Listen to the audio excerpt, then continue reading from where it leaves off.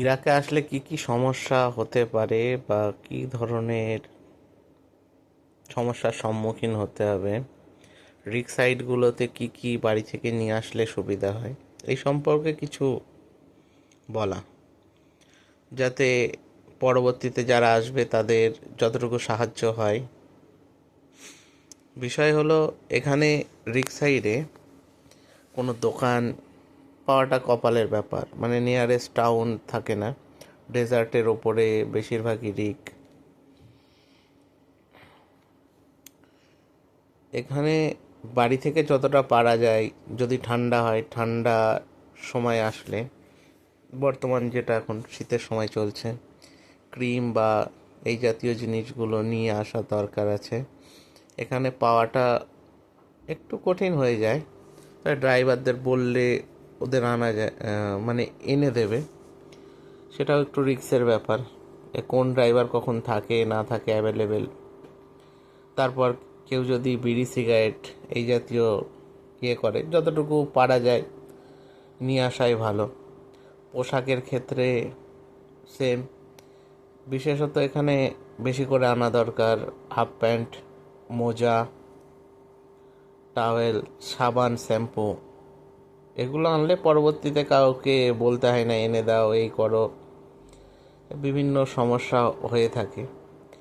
প্রয়োজনীয় ওষুধপত্র, ওষুধটা এখানকার ওষুধ খুব একটা যে ভালো তা নয়, যতটা পারা যায় নিয়ে আসা দরকার আছে।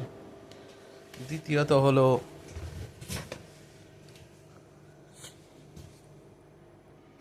এখানে যে কাজগুলো হয়ে থাকে, বিশেষত ছুটি, টাইমিং বা রেস্ট, এখানে বেশিরভাগই ছুটি থাকে না উইকলি বা মান্থলি।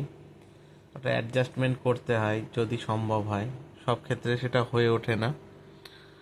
দ্বিতীয়ত হলো যে কাজ করতে গেলে অনেক রকম সমস্যা আসে। প্রথমত হলো ভাষা, এখানকার ভাষা হচ্ছে আরবি। এবার অন্য কোনো দেশের লোক থাকলে কমিউনিকেশনটা একটু সমস্যা হয়ে ওঠে। যদি আরবিটা মোটামুটি বেসিক জানা থাকে তাহলে খুবই ভালো কথা বলা সবার সঙ্গে। আর না হলে কে কি বলছে, কাউকে কিছু বললে বোঝানো এটা একটু কঠিন হয়ে ওঠে। এই হচ্ছে বেসিক সমস্যা। পরবর্তী ভিডিওতে আরও ডিটেলসে বলে দেবো যে এখানকার আবহাওয়াটাও মানে খুব মনোরম তা নয়। এখানে মাঝে মাঝে তাপমাত্রা 3-4-এ নেমে আসে।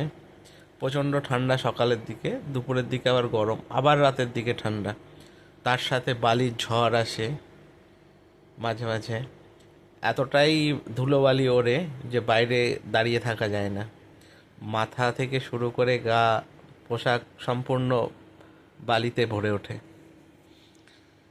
এই তার সঙ্গে মাথা যাতে কভার করা যায় এই জাতীয় টুপি বা ফেস মাস্ক, এই জিনিসগুলো, হ্যান্ড গ্লাভস, এগুলো বাড়ি থেকে পারলে নিয়ে আসাটাই বেস্ট মনে হয়, কারণ এখানে পাওয়াটা একটুখানি কঠিন হয়ে ওঠে। ঠিক আছে, ভালো থেকো। আর যদি কারোর কোনো কিছু জিজ্ঞাসা থাকে বা জানার থাকে তাহলে আমাকে বলো, আমি সেই সম্পর্কে পরবর্তী ভিডিও বানাবো।